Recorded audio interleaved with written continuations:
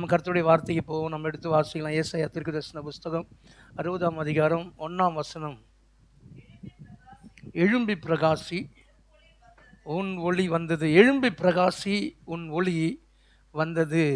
ஆண்டவர் சொல்றார் இந்த இடத்துல, எழும்பி பிரகாசி, என் ஒளி வந்தது அப்படின்னு சொல்றாரு.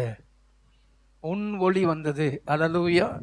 அப்போ ஒளி இது வரைக்கும் இல்லாத இருந்தது, ஆனால் இப்போ என்ன ஆயிடுச்சு, ஒளி வந்துருச்சு அப்படின்னு சொல்கிறாரு. சரி, இதை மனசில் வச்சுக்கலாம். இப்போ வசனம் சொல்லுது, யோவான் எழுதின சுவிசேஷம் 5ஆம் அதிகாரம் 1ஆம் அதிகாரம் 5ஆம் வசனம் 1:5 சொல்லுது, இருளானது அந்த ஒளியை பற்றி கொள்ள முடியவில்லை. அப்போது ஒளின்றது அந்த இடத்துல யாரை சொல்லுதுன்னா இயேசுவை சொல்லுது. இயேசு இப்போ எங்கே இருக்கிறாருன்னா உங்களுக்குள்ளே இருக்கிறார், எனக்குள்ளே இருக்கிறார்.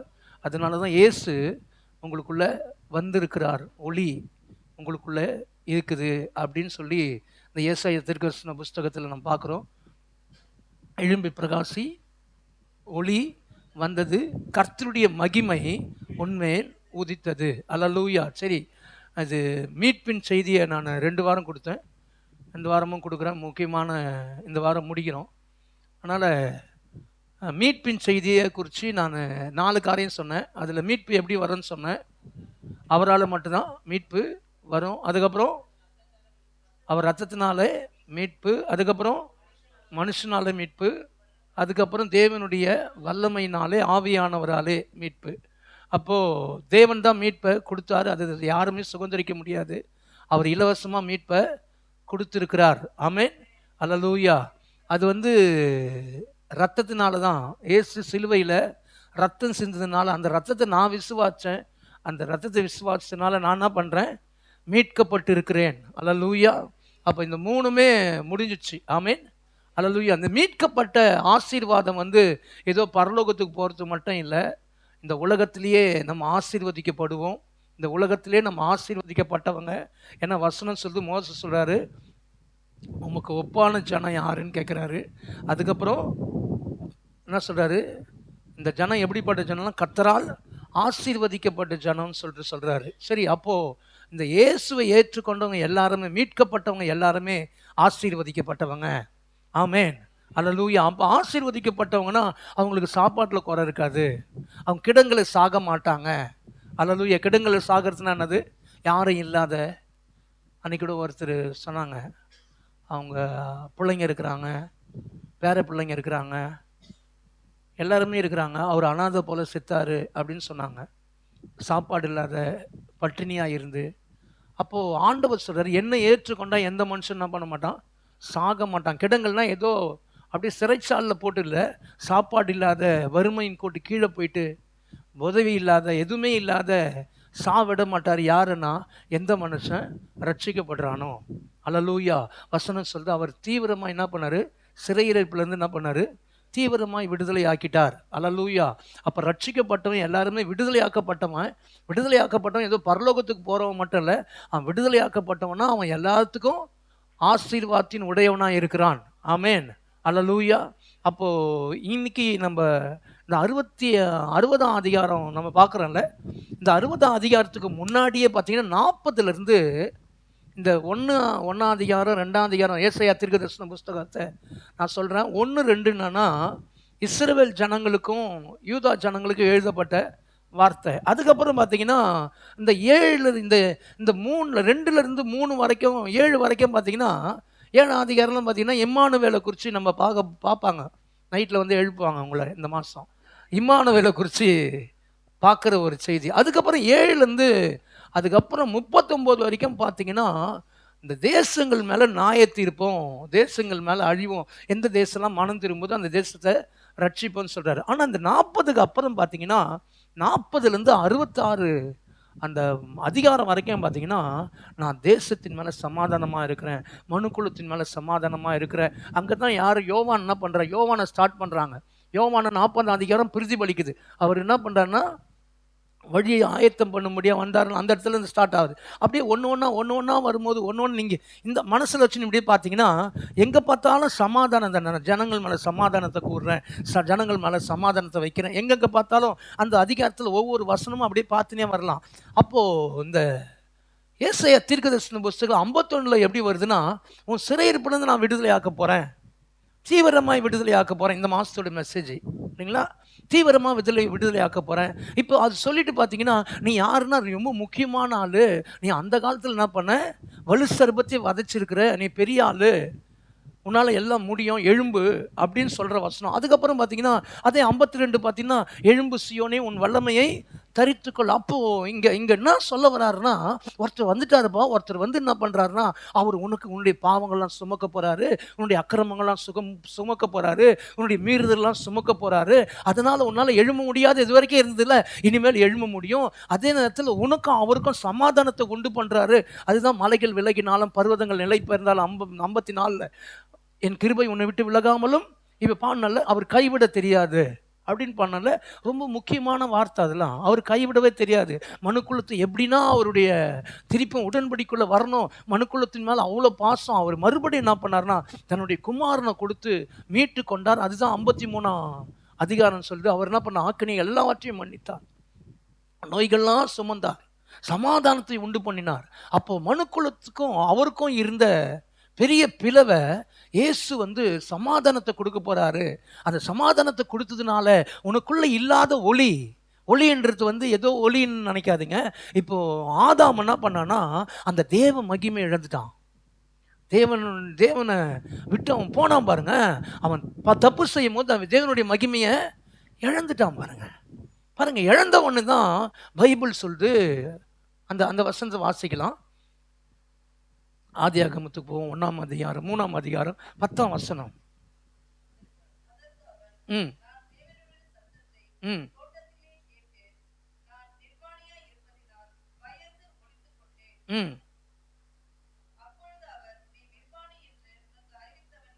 பாருங்க, இப்ப ஆண்டவர் வந்து என்ன பண்றாருன்னா, அங்க வராரு.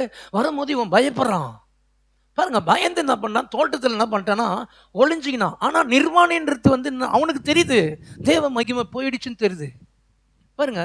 இயேசு வரும்போது இப்போ சபை என்ன பண்ணுதுன்னா, சபையில் வர ஜனங்க என்ன தெரியுமா, மகிமையின் மேல் மகிமை அடைகிறாங்க. இயேசுராஜா வராரு பாருங்க. இயேசுராஜா வரும்போது மகிமையின் மேல் மகிமை அடைந்து அவர்கள் மறுரூபம் ஆக்கப்படுறாங்க. அப்போ சபைன்றது என்னன்னா, உங்களுக்குள்ள இருக்குது பாருங்க வெளிச்சம், அதை இன்னும் இன்னும் இன்னும் இன்னும் பிரகாசிக்க வைக்கிறது தான் கர்த்தருடைய வார்த்தை, கர்த்தருடைய ஆராதனை. இது எல்லாமே என்னன்னா பிரகாசிக்க வச்சுனே இன்னும் அதிகமாக இன்னும் வெளிச்சம். நேற்று இருந்தது போல இல்லை, இன்னைக்கு வேற மாதிரி, இன்னைக்கு இன்னும் பிரகாசமாக இருக்கிறேன்னு சொல்றது தான் சபை. அல்லேலூயா. நீ ஒன்றுமே இருக்க மாட்டே, முடியாது, உன்னால் நடக்க முடியாது, நீ அப்படி தான் இருப்ப, இது சொல்கிறது சபை கிடையாது. அல்லேலூயா. உனக்குள்ள ஒளி இருக்குது, எழும்பு எழும்பு எழும்புன்னு சொல்லிட்டு தான் சபை. அல்லேலூயா. அப்போது அன்னைக்கு இழந்து போயிட்டான் பாருங்க. அன்னைக்கு இழந்த உடனே என்ன பண்ணுறான்னா, அவன் சொல்கிறான், நான் நிர்வாணியாக இருக்கிறேன் ஆண்டவரே, அதனால் ஒளிஞ்சுன்னு இருக்கிறேன். இப்போ ஆண்டவர் சொல்ற, நீ நிர்வாணின்னு உனக்கு யாரா சொன்னா? இப்போது அவனால் சொல்ல முடியல, நிர்வாணியாக இருக்குதுன்னு யாருன்னு சொல்ல முடியல பாருங்க. இப்போ அவனுக்கு ஒன்று தெரியுது, நான் நிர்வாணி ஆயிட்டேன். அதனால அவன் என்ன பண்ணுறான், அந்த இலைலாம் எடுத்து என்ன பண்ணுறான், தைச்சி போடுறான் பாருங்க. இப்போ அதுக்கப்புறம் பார்த்தீங்கன்னா அவன் மேலே ஒரு சாபம் வருது. சாபம் வரும்போது அவன் கண்ணில் என்ன பண்ணிச்சான், திறக்கப்பட்டதுன்னு பைபிள் சொல்லுது இல்லை.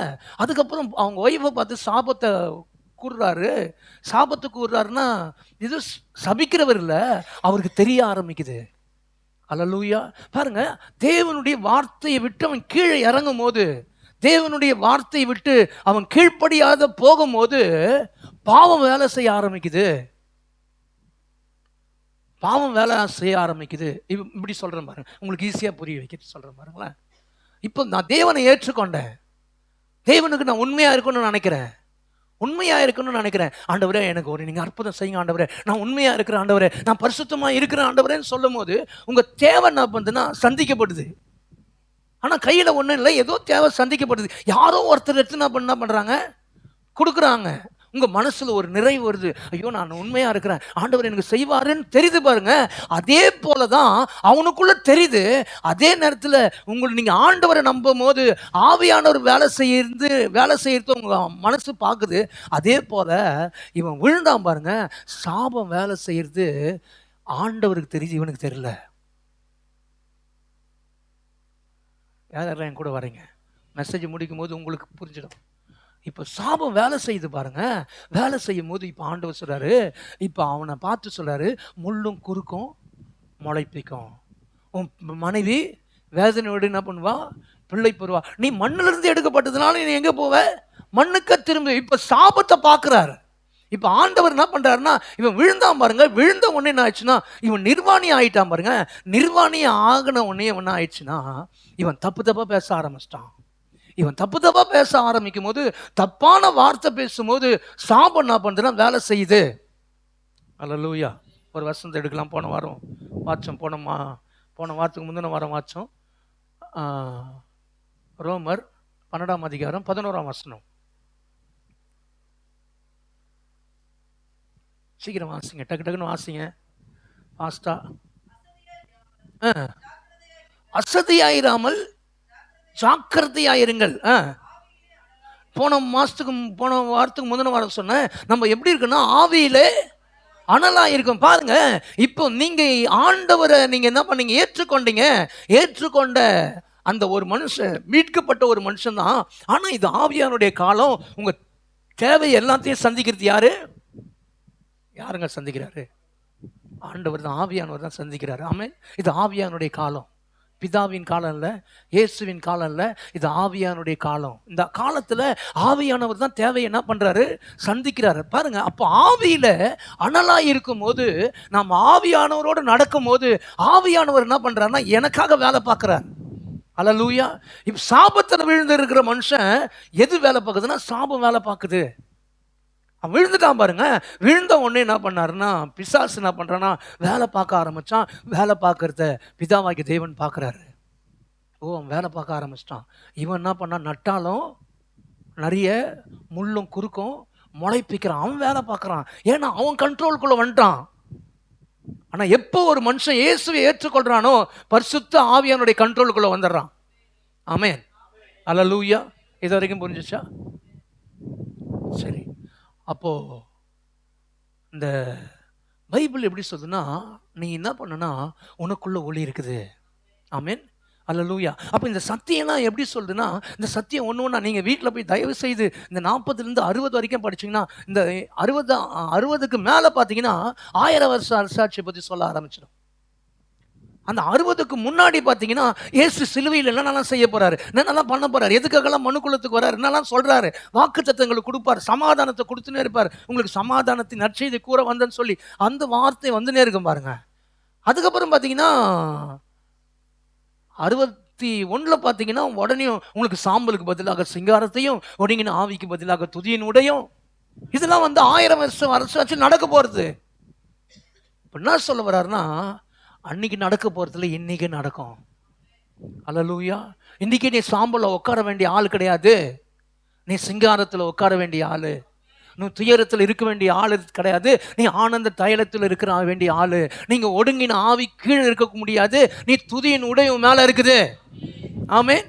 அல்லேலூயா. அப்போ பைபிள் எப்படி சொல்லுதுன்னா, ஏதோ ரட்சிக்கப்பட்டோம், ஏதோ பரலோகத்துக்கு போகிறது மட்டும் இல்லை, அந்த ரட்சிப்புக்குள்ளே எல்லாமே ஆசீர்வாதம் அடங்கி இருக்குது. அந்த ஆசீர்வாதத்தை இன்றைக்கே அனுபவிக்கலாம்.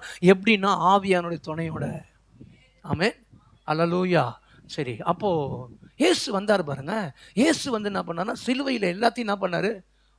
செஞ்சு முடிச்சிட்டாரு. இப்போ பைபிள் சொல்லு, இப்போ சபை என்ன பண்ணணுமா? இப்போ ஆவியானவர் வேலை செய்யணும்ல. அல்லேலூயா. இப்போ பிசாசகம் விட்டு போட்டான், அப்படி தானே? கீழ்ப்படியாதனால பிசாசு வந்து ஆளுக செய்கிறான். பிசாசு அவனுக்காக வேலை செய்கிறான். இவன் என்ன பண்ணுறான்னா பொண்டாட்டி குற்றப்படுத்துகிறான், பொண்டாட்டி இவனை குற்றப்படுத்துது. அதனால பிசாசு என்ன பண்ணுறான்? வேலை பார்க்குறான். இப்போ நான் ஆவியானவர் வந்துட்டாரு. ஆவியானவர் சொல்கிறாரு, அப்பா நீ உலகத்தில் தாங்கிற. இப்போ உலகத்தில் இருக்கிறதுனால நம்ம வந்து ரொம்ப நான் சூப்பராக ஆகிடுவேன் அப்படிலாம் முடியாது. நம்ம உலகத்தில் இருக்கிறோம். அல்லேலூயா.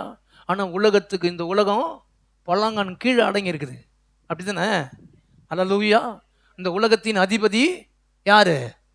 பிசாசு. ஆனா நமக்கு அதிபதி அவன் கிடையாது, நமக்கு இயேசு ராஜா தான் அதிபதி. ஆமென், அல்லேலூயா. அப்ப இந்த அதிபதி சொல்றாரு, நீ இந்த உலகத்துல தாங்கிற, இந்த உலகத்துல சாபம் இருக்குது, சாபம் இருந்தா கூட உன்னை அந்த சாபம் தொடும். ஆனா உனக்கு சத்தியத்தின் அறிவு உனக்குள்ள இருந்துன்னா நீ அவனை என்ன பண்ண முடியும்? ஜெயிக்க முடியும். அப்போ சத்தியத்தின் அறிவு என்ன சொல்லுதுன்னா, வசனம் சொல்லுது, அதே 54 ஏசாயா 54 எடுத்துக்கலாம். 54 பார்த்தீங்கன்னா 14 வாசிங்க. 54:14 வாசிங்க டக்குன்னு. நீதியினால் சிறப்பட்டிருப்பாய். இப்போ இங்க பைபிள் சொல்லுது நீதியினால் சிறப்பட்டிருப்பாய், கொடுமைக்கு. இப்போ 53 என்ன சொல்லுது? 53 அதிகாரம் என்ன சொல்லுது? அப்படி சொல்லுங்க டக்குன்னு. என்னுடைய பாடுகளை ஏற்றுக்கொண்டார், என்னுடைய துக்கங்களை. இதெல்லாம் சொல்லுது பாருங்க. இப்போ இதெல்லாம் சொல்லிட்டு வந்துட்டு 54 ஸ்டார்ட் ஆகி நிறைய வசனம் வரும். அதுக்கப்புறம் பார்த்தீங்கன்னா நீ என்ன பண்ணணும்? அவருடைய நீதியினால என்ன பண்ணும்? சிறப்படணும். அதுக்கப்புறம் கொடுமைக்கு தூரமாவாய், பயம் இல்லாதிருப்பாய், திகிலுக்கு தூரமாவாய். அது உன்னை எது? கொடுமை. எது? பயம். எது? திகிலு. அல்லேலூயா. இது மூணும் எங்க வந்ததுன்னா யோபுக்கு நடந்தது. யோபுக்கு நடந்தது பயங்கரமான கொடுமையிலும் கொடுமை, பயங்கரமான கொடுமை. அல்லேலூயா. ஒரு குடும்பத்தில் ஒன்று நடக்குதுன்னா நம்ம சொல்லுவோம், ஐயோ அப்பா நான் இப்படிப்பட்ட கொடுமை, அந்த குடும்பம் நடந்துச்சு அப்படி சொல்கிறோம் இல்லைங்களா? அப்போ கொடுமைன்றது ஏதோ கொடுமைக்கு வார்த்தை என்னன்னா, அந்த கொடுமை என்ன சொல்கிறாங்கன்னா, ஐயோ இவ்வளோ கஷ்டப்படுறாங்களே, ஐயோ நல்லா இருந்த குடும்பமாச்சே, ஐயோ இப்படி போயிட்டாங்களே, ஐயோ அந்த குடும்பத்துக்கு அந்த கொடுமை இப்படிக்குது அப்படின்னு சொல்கிறேன் பாருங்க. அதுதான் இல்லாமல் போகிறது, ஒன்றுமில்லாத போகிறது, ஓட்டாண்டியாக போகிறது, அப்படி நஷ்டப்பட்டு ஒன்றுமில்லாத போகிறது. அந்த குடும்பத்தை பார்த்து தான் ஐயோ கொடுமையாக இருக்கிறாங்க, கொடுமையாக இருக்குதே, இந்த பிள்ளைங்களை பார்க்கும்போது எவ்வளோ நல்லா இருந்தாங்க அப்படின்னு சொல்கிறேன் பாருங்க. இங்கே பைபிள் சொல்லுது, இந்த கொடுமைக்கு நீ தூரமாகனா நீதியில் சிறப்பட்டிருக்கணுமா? அல்லேலூயா. எந்த நீதி? எந்த நீதினா 2 கொரிந்தியர் 5ஆம் அதிகாரம் கடைசி வசனம் வாசிங்க.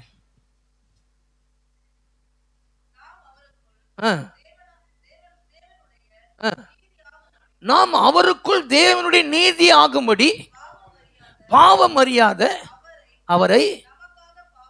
அவரை நமக்காக பாவமாக்கினார். அது கீழே தேவனுடைய கிருபையை நீங்கள் விருதாவாய் பெறாதபடிக்கு உடன் வேலையாட்களாகிய. இப்ப பவுல் சொல்றாரு, எப்பா தேவனுடைய கிருபை நீங்க எப்படின்னா, நீங்க எப்படி சொல்றீங்கன்னா, அது ரொம்ப இந்த கிருபையை ரொம்ப ஒரு மாதிரிலாம் யோசிக்காதப்பா, அந்த கிருபையில் ரொம்ப மகா மேன்மையான ஆசீர்வாதம்லாம் இருக்குதுப்பா. அது சும்மா இன்னைக்கு பாருங்க, ரட்சிக்கப்பட்டேன், ரட்சிக்கப்பட்டேன், ஞானஸ்தானம் எடுத்துட்டேன். ஆனால் தேவனுடைய கிருபை அப்படியே அசால்ட்டாக நினைக்கிறோம். தேவனுடைய கிருபைன்றது என்ன தெரியுமா? தேவனுடைய கிருபை நம்மளால அவருடைய கிருபைன்றது பாருங்க, நம்ம நினைக்கிறோம் ஏதோ ரட்சிக்கப்பட்டங்க. இல்லைங்க, அவர் நம்ம மேல வச்ச அன்பு அது விளங்க பண்ணாரு.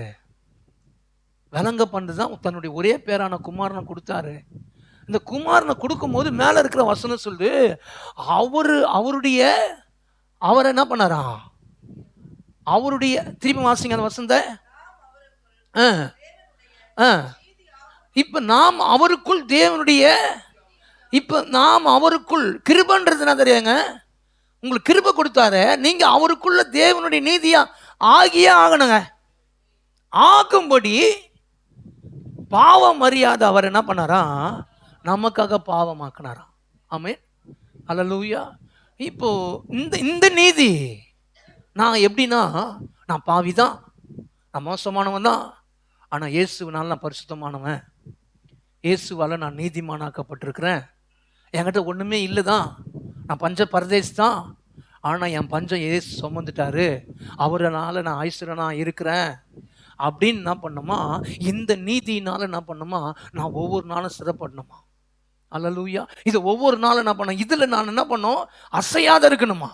நான் அசையாத இருக்க என்ன ஆகுதுன்னா, நான் கொடுமைக்கு கொஞ்சம் கொஞ்சமாக என்ன பண்ணுறேன், தூரமாயினே இருக்கிறேன். அதே நேரத்தில் என் குடும்பத்தை குறித்து, என் பிள்ளைங்களை குறித்து வருகிற அந்த பயத்துக்கும் திகிலுக்கும் என்ன பண்றாரு ஆண்டவர்? தூரமாக்குறார். கொஞ்ச நாள் பார்த்துனா அது என்ன பக்கத்திலே வர முடியல, அது உன்னை அணுகுவது இல்லை. அல்லேலூயா. அப்போ இன்னைக்கு தேவனுடைய நீதியில் என்ன பண்ணனா, நம்ம ஒவ்வொரு நாள் என்ன பண்ணோம்? சிறப்படணும். ஆமென். அங்க சிறப்படுறதுக்கு ஆவியானவர் நமக்கு ரொம்ப உதவி செய்கிறாரு. அல்லேலூயா. இந்த ஆவியானவர் தான் சொல்றாரு, நீ யாருன்னா நீ சாதாரண ஒரு மனுஷன் கிடையாதுப்பா. உனக்குள்ள இருக்கிற ஒளி உனக்குள்ள இருக்குது பாரு, அது நீ எழும்புனா வெளியே வந்துடும் அது. அல்லேலூயா, அல்லேலூயா. நான் சின்ன வயசுல இருக்கும்போது, ஒரு 10 வயசு 12 வயசு இருக்கும், அவர் என்ன பண்ணுவார்னா, வந்தா அவ்வளோதான்னுவார்.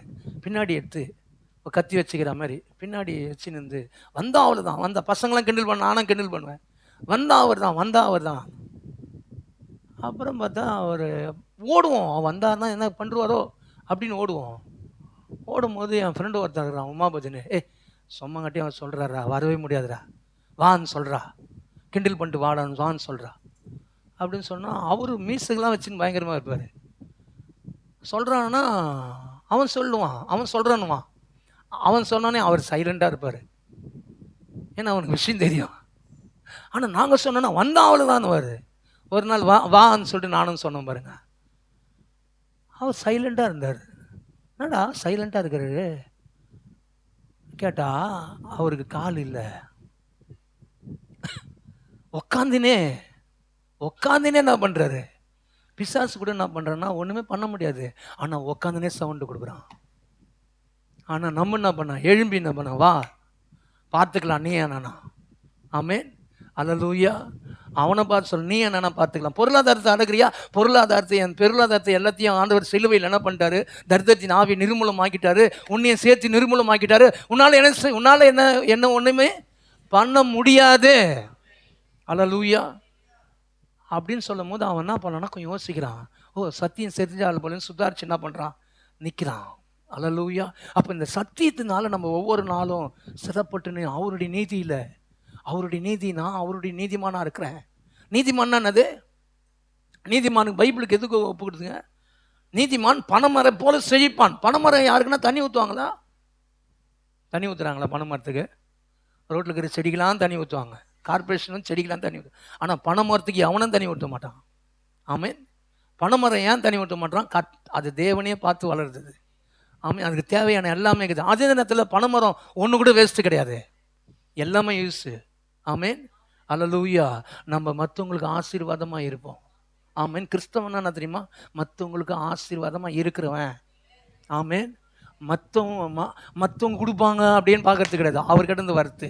இதனால தான் தாவீது சொன்னான், எனக்கு ஒத்தாசை வரும் பர்வதங்களுக்கு நேராக என் கண்களை ஏறெடுக்கிறேன். அல்லேலூயா. அப்போ அந்த பனைமரம் அவரையே நோக்கி பார்க்கறதுனால தான் அந்த பனைமரத்தை சொல்கிறாரு, நீதிமான் பனையை போல் செழிப்பான். அல்லேலூயா. நீதிமான் ஒரு நாளும் அசைக்கப்படுது. நீதிமான் வேறு செத்து போவதில்லை. பைபிள் சொல்லுவ, நீதிமானுடைய வேறு செத்து போவதில்லை. எல்லாம் கொட்டையும் என்ன பண்ணுவோம்? எல்லாம் கொட்டையும் நெருப்புல போட்டு தீஞ்சு. ஆனால் நீ பனைமரம் உள்ளே போட்டு அதை சாப்பிட்டா கூட ஒன்றே திருப்பும் அதை எல்லாம் முடிச்சு தூக்கி போடுறான் பாருங்க, அதுலேருந்து புதுசாக வரான். ஆமென். அல்லேலூயா. அவன் ஒரு நாளும் செத்து பைபிள் சொல்லுவான், நீதிமானுடைய வேறு ஒரு நாளும் செத்து போவாது. ஆமென். அல்ல நீங்கள் நினைக்கிறீங்களா அவர் உங்களுக்குள்ளே வந்துட்டாரு, நீங்கள் ஒரு நாளும் குறுகி போக மாட்டீங்க, குன்றி போக மாட்டீங்க. ஆமென். அல்லேலூயா. அப்போ பைபிள் நான் சொல்லுதுன்னா, அப்போ உனக்குள்ளே இருக்கிறார். இந்த நீதியில் என்ன பண்ணணுமா? சிறப்பட்டுன்னே இருக்கணுமா? அல்லேலூயா. சரி, அப்போது பைபிள் என்ன சொல்ல வருதுன்னா, இப்போ இந்த அவர் பாவம் அறியாத அவரை நம்மளுக்காக என்ன பண்ணிட்டாரு? பாவமாக்கிட்டு. இப்போ பவுல் என்ன சொல்கிறாருன்னா, அதே 2 கொரிந்தியர் போலாம், 5ஆம் அதிகாரம் 16ஆம் வசனம் 17 வாசிங்க.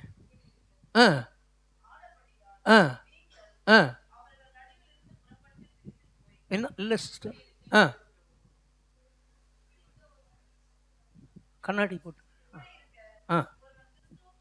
ஒருவன் கிறிஸ்துவுக்குள் இருந்தால் புது சிருஷ்டியாக இருக்கிறான், பழையவைகள் எல்லாம் ஒழிந்து போயின, எல்லாம் புதிதாயின. இப்ப எல்லாம் பாருங்க, உங்களுக்கு புதுசாக்குறது உங்களால பண்ண முடியாது. இது எல்லாம் தேவனே செஞ்சு முடிச்சிட்டாரு.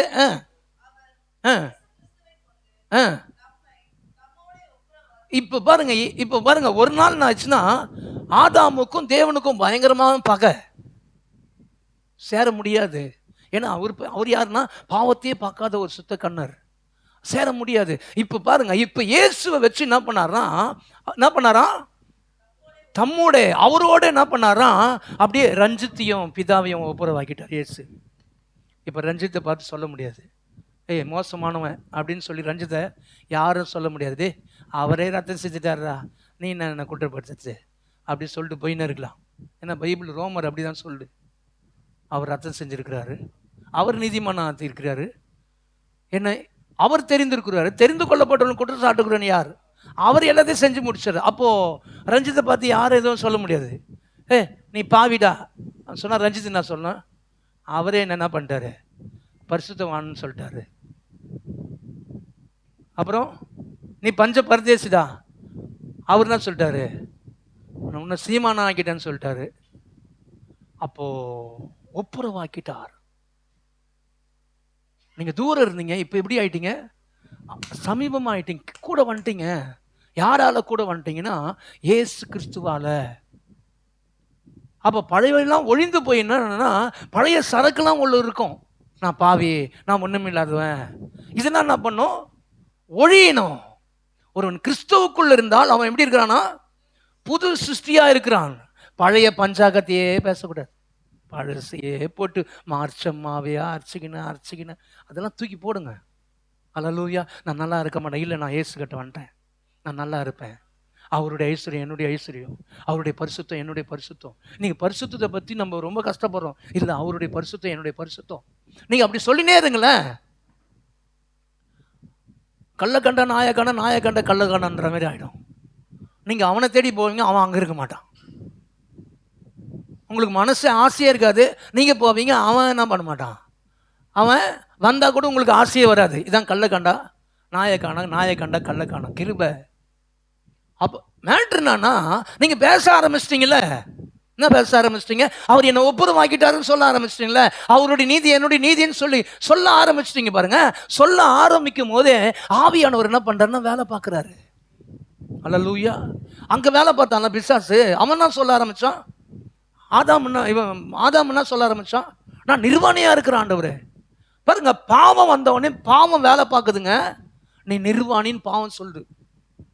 அல்லேலூயா.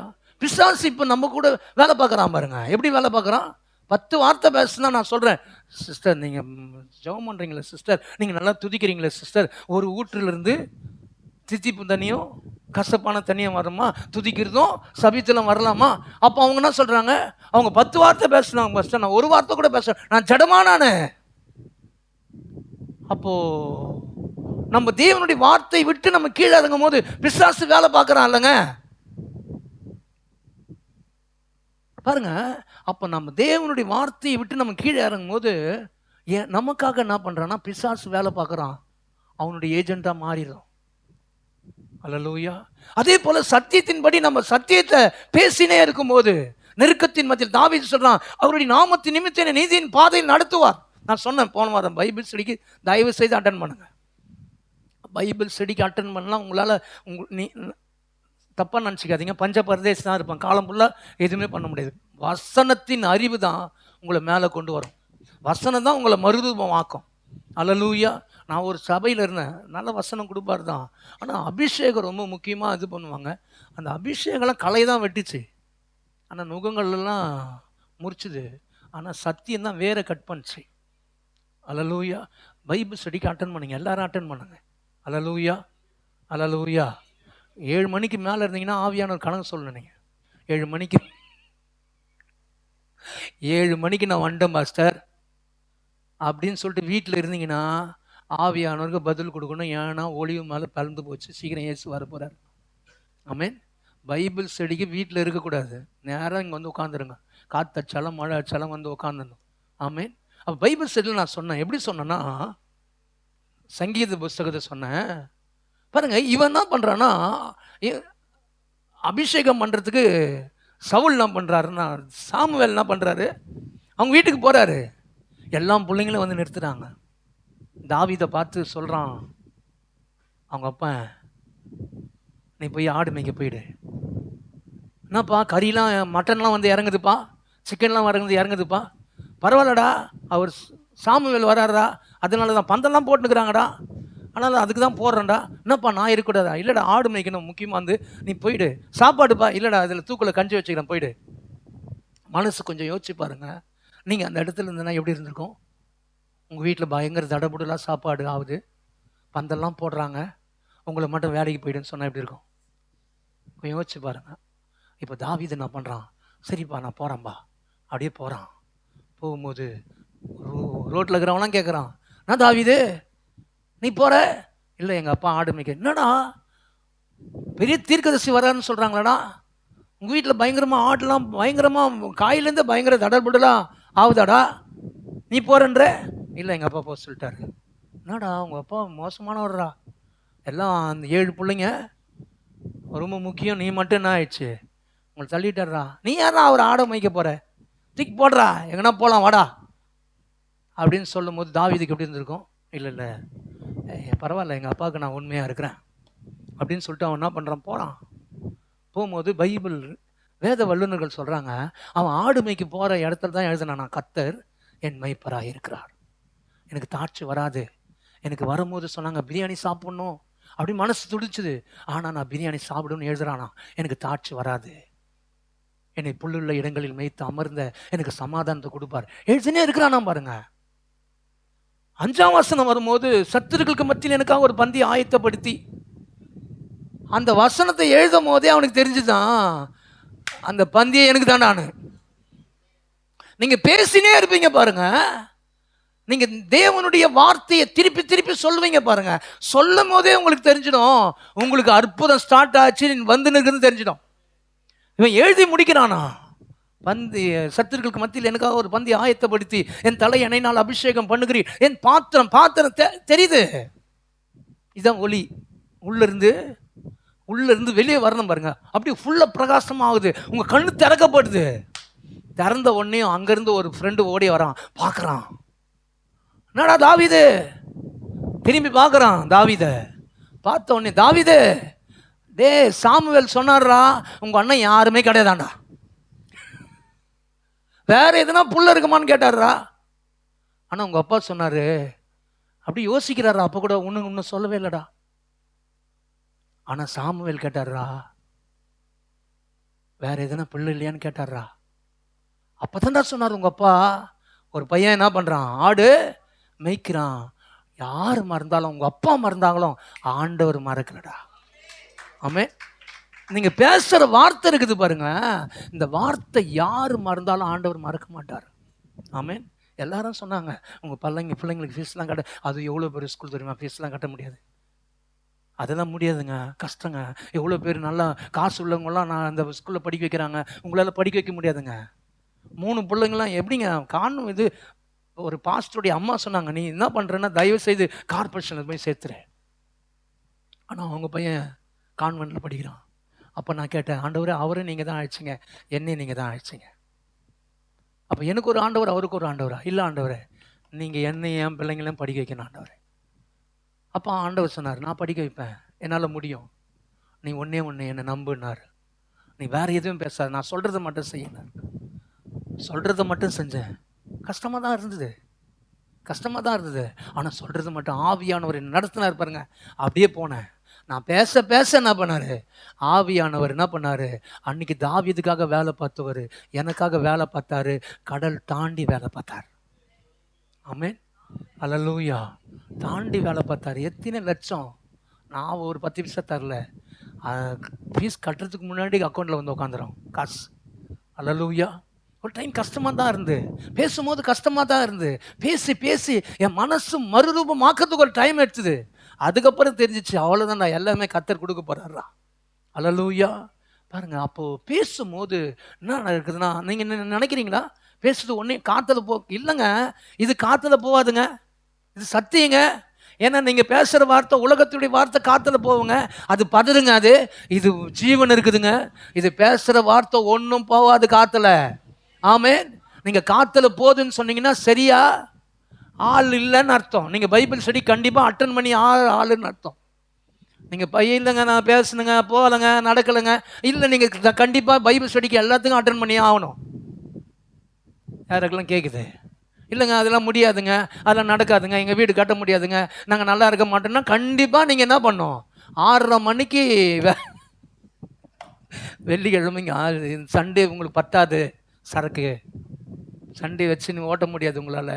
உங்களுக்கு பைபிள் ஸ்டடி தேவை கண்டிப்பாக. சத்தியத்தை சத்தியம் உங்களை விடுதலை ஆக்கும். ஆமே. அப்போது இந்த சத்தியத்தை நீங்கள் பேசி பேசி பேசி நீங்கள் சொல்லினே இருக்கும் போது பார்த்தீங்கன்னா உங்களுக்காக பாருங்க, உங்கள் பேசுகிற வார்த்தை உங்கள் இருதயத்திலேருந்து வருதா? இருதயத்திலிருந்து வர வார்த்தை தான் வேலை செய்யும். ஆமேன். இருதயத்திலேருந்து வருதா? நீங்கள் பேசுகிற வார்த்தை நான் கூட யோசிப்பேன், சூப்பராக பண்ணுறாங்க, சூப்பராக பேசுகிறாங்க, நான் ஆவியானவர் கண்டுபிடிச்சிடுவார். இது மேலே மட்டும் தான் பேசுது, உள்ளெல்லாம் என்ன பண்ணுது தெரியுமா? அட்டகாசம் வந்தது. எனக்கு தெரியும், அவருக்கு தெரியும். ஆனால் அவருக்கு உள்ளத்தின் ஆழத்தை வசனம் சொல்லுதில்ல. இப்போ ஆண்டவர் சாமுவேல் சொல்கிறாரு, ஆண்டவர் என்ன ஆண்டவர் இவன் பயங்கரமாக இருக்கிறான், அப்படி மசில்ஸ் எல்லாம் பார்த்தா பயங்கர இராணுவ வீரன்ல வந்து நிற்கிறான் பாருங்க. வந்து நின்ன உடனே ஆண்டவரே ரெடி ஆயிடுச்சு ஆண்டவரே, என்ன ஊத்தவா ஆண்டவரே? ஆண்டவர் சொல்ல, நீ என்ன பண்ணுற? நான் முகத்தெல்லாம் பார்க்க மாட்டேன், உள்ள பண்ணுறார். ஆமே. அல்லேலூயா. பாஸ்டர் ஏமாத்தலாம், ஆவியானவர் ஏமாற்ற முடியாது. ஆவியானவர் ஏமாற்ற முடியாது பாருங்க. ஆவியானவர் எல்லாத்தையும் பார்த்துருவாங்க. உள்ள கை தட்டுறது குதிக்கிறது எல்லாத்தையும். நான் கூட நிறைய பேர், அப்பா இவங்க கை தட்டுறாங்க, குச்சி சேர்லாம் தட்டான் மருதும் ஆயிட்டாங்கடா அப்படின்னு சொல்லிட்டு நான் ஏமாந்து நிறைய டைம் ஏமாந்துட்டேன். இனிமேல் சூப்பர் ஆகிடுவாங்க, இனிமேல் உங்கள் குடும்பம் மேலே வந்துடும்டா அப்படின்னு பார்த்தா அடுத்த வாரத்தில் பார்த்தா புஷ்ஷுன்னு இருப்பாங்க. அப்போ தான் யோசிச்சேன், வேலைக்கே ஆகாது பலி இதுதான். அப்போது பாஸ்டர்லாம் ஏமாத்தலாம், ஆனால் ஆவியானவர் ஏமாற்றவும் முடியாது. ஆனால் இவர் பார்க்குற மாதிரி பார்க்கல, அவர் வேறு மாதிரி பார்க்குறாரு. அப்போ நீங்கள் பேசுகிற வார்த்தை மனசுலேருந்து வந்தால் அந்த வார்த்தைக்கு அவர் வேலை பார்க்குறாரு. இவன் மனசுக்குள்ளேருந்து வந்தது பாருங்க. மனசுக்குள்ளேருந்து வந்த உடனே இவர் சொல்கிறாரு, எப்பா உன்னை ஆசீர்வச்சன்ல அது முள்ளும் குறுக்கும் சாபம் விளைவிக்குதுடா. நீ மண்ணிலேருந்து எடுக்கப்பட்டல, மண்ணுக்கு தானே திரும்பி போவோம், மரணம் உன்னை ஆண்டு கொண்டுச்சுடா. பார்க்குறாரு, இவர் பார்க்குறாரு. ஏன்னா அவன் கண்ணு மூடப்பட்டது, அவனுக்கு தெரியல. ஆனால் இவர் வேலை பார்த்து சொல்கிறாரு, வேலை பார்த்து சொல்லினே இருக்கிறாரு, எல்லாம் சாபம் அப்படியே வேலை செய்துடா. இப்போ இயேசு வந்துட்டார், இல்லை நான் வந்து என்ன பண்ணுறேன், நான் சாபத்தை சுமந்துடுறேன், நான் பாவத்தை சுமந்துடுறேன், நான் மறுபடியும் என்ன பண்ணுறேன், ஆதாமுடைய பாவத்தை எல்லாத்தையும் சுமந்துன்னு என்னுடைய நீதியை கொடுத்துட்றேன், என்னுடைய பரிசுத்தத்தை கொடுத்துட்றேன். இப்போ வசனம் சொல்லுது, இருளானது ஒளியை இனிமேல் முடியாது. அல்லேலூயா. பிசாசு உங்களை ஒடுக்கவே முடியாது. வசனம் சொல்லுது, நான் மரண பள்ளத்தாக்கில் நடந்தாலும் பொல்லாப்புக்கு பயப்படேன், அவர் என் கூட இருக்கிறாரு. ஆமேன். அல்லேலூயா. பாருங்க, இந்த விசுவாச வார்த்தையை சொல்லுங்க. ஆமேன். அல்லேலூயா. எதனா ஆகிடும், எதனா தூக்கி போடுங்க, எல்லாமே ஒன்றும் நடக்காது, அது நடக்காது, இது நடக்காது, ஜாலியாக இருங்க. ஆமேன். அல்லேலூயா. சந்தோஷமாக இருங்க. மன மகிழ்ச்சி நல்ல ஔஷகம். அல்லேலூயா. பேசினே இருங்க. பேச பேச பேச உங்கள் சிந்தை மாற பாருங்க. உங்கள் சிந்தை மாற மாற மாற உங்கள் இருதயத்திலேருந்து பேசுகிற ஒவ்வொரு வார்த்தையும் அவர் பார்ப்பார் பாருங்க. அவர் வேலை செய்ய ஆரம்பிச்சிடுவார். அல்லேலூயா. நடக்காதெல்லாம் நடக்கும். ஆமே. மாறாதெல்லாம் மாறும். ஏன்னா நீங்கள் யாருன்னா புது சிருஷ்டி, பழையெல்லாம் ஒழிந்து போயின, எல்லாம் புதிதாயின. அல்லேலூயா. உங்களுக்கும் தேவனுக்கும் பிளவு கிடையாது. நீங்கள் 2 பேரும் ஒன்றா இருக்கிறீங்க. இயேசு ராஜா உங்களை ஒன்றா சேர்த்துட்டாரு. அவருடைய நீதி உங்களுடைய நீதி, அவருடைய ஐஸ்வர்யம் உங்களுடைய ஐஸ்வர்யம், அவருடைய பரிசுத்தம் உங்களுடைய பரிசுத்தம். பரிசுத்தமாக இருக்க முடியலன்னா பேசினே இருங்க, நான் பரிசுத்தவான். என் சிந்தைக்குள்ள பிசாசு எது எண்ணங்களை விதைக்க முடியாது. என் சிந்தையை இயேசுவின் ரத்தத்துக்குள்ள நான் மறைக்கிறேன். சொல்லினே இருங்க, சொல்லினே இருங்க. அது ஒரு நாள் வேலை செய்ய ஆரம்பிச்சிடும். ஆமென். அல்லேலூயா. கல்ல கண்ட நாயக்கண்டா நாயக்கண்டா கள்ளக்கானன்ற மாதிரி ஆகிடும். எது உங்களை ஆட்கொள்ளுதோ அதை பற்றி பேசுங்க. ஆண்டவர்கிட்ட போக முடியாத எதெல்லாம் உங்களை பிரிக்குதோ அதை பற்றி பேசினே இருங்க. ஆமென். அல்லேலூயா. நீங்கள் பேச பேச ஆவியானவர் வேலை பார்ப்பார். அன்னைக்கு அவன் பேசும்போது பாவம் வேலை பார்த்தது, நீங்கள் பேசும்போது ஆவியானவர் வேலை பார்ப்பார். எப்போ நான் ஆவியில் நிறைஞ்சு பேசுங்க. ஆமேன். சத்தியத்தை உள்ள தூக்கி போட்டுனே இருங்க. அல்லேலூயா. ஃபஸ்ட்டு வாரம் சொன்ன மாடு என்ன பண்ணுது, தூக்கி எல்லாத்தையும் போட்டுனே இருக்குது. வந்ததுக்காண்டி அதை தூக்கி போடுது, அசை போட்டுனே இருக்குது பாருங்க. அல்லேலூயா. அசை போட்டுனே இருக்குது பாருங்க. அதுக்கப்புறம் பார்த்தீங்கன்னா அது மாடு மாரி எப்படி செம ஸ்ட்ராங் ஆயிடுது. அது யாவனும் ஒன்றையும் பண்ண முடியல. அல்லேலூயா. எல்லாத்தையும் தூக்கி போட்டு அசை போட்டு முடிஞ்சு எல்லாத்தையும் உள்ளே போச்சு பாருங்க. அது உடலுக்கெல்லாம் ஆரோக்கியம். ஆமென். அல்லேலூயா. எல்லாத்தையும் உள்ளே போடுங்க. ஆமென். அல்லேலூயா. உலகத்தில் இருக்கிறத தூக்கி போட்டுருங்க. ஆமென். அல்லேலூயா. பாருங்க, திருப்பி திருப்பி பைபிள் ஸ்டடியே மனசில் வருது. பைபிள் ஸ்டடி ஏன்னா பாருங்க, நாங்கள் எப்போவுமே தேவனோடு நடக்கிறோம். எங்களுக்கு பொழப்பே தாங்க, வேறு வழி கிடையாது. ஆனால் உங்களுக்கு உலகத்துக்குள்ளே போகிறீங்க, ஆனால் உங்களுக்கு நடுவில் ஒன்று இருக்கணும். அதுக்கு தான் பைபிள் ஸ்டடி. அல்லேலூயா. ஏன்னா அதோட சண்டே தான் வரீங்க, உங்களுக்கு பத்தாது. நடுவில் ஒன்று இருந்தால் ரொம்ப நல்லது. அதனால தான் வைக்கிறது. ஆமென். அல்லேலூயா. அதனால தயவு செய்து சத்தியத்தை அறிந்து கொள்ளுவாங்க, சத்தியத்தை உட்கொள்ளுங்க, சத்தியத்தை பேசுங்க. பேசும்போது ஆவியானவர் உங்களுக்காக வேலை பார்ப்பார். ஆமென்.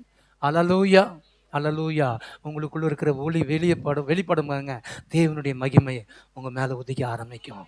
அல்லேலூயா. அந்த மகிமை போயிடுச்சு. அதுக்கப்புறம் பார்த்தீங்கன்னா தேவனுடைய மகிமை என்ன பண்ணான்? அது லாஸ்ட்டாக வாட்சி முடிக்கலாம். ஏசாயா 61:2.